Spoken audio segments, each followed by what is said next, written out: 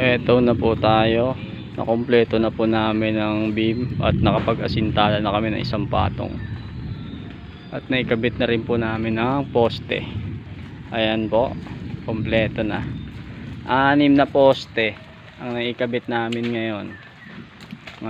At ina-assemble na namin itong flooring.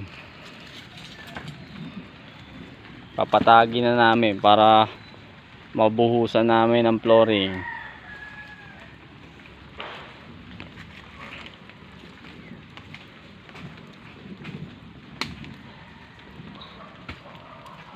Ayan na po.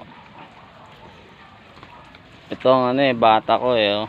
Malakas to Ayan, kaya mabilis maubos yung bigas namin. Lakas kumamon nito. Ayan.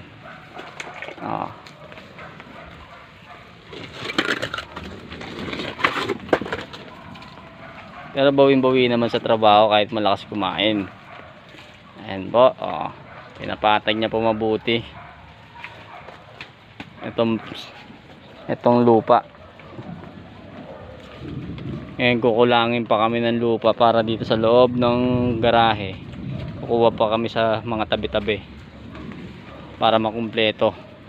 At next nito, tatampirin na namin para masiksik.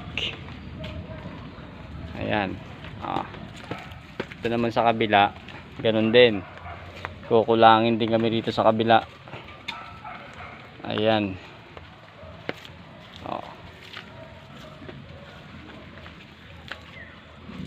Bukas makakapag flooring na kami bukas. Dahil inaayos na namin tong elevation ng flooring.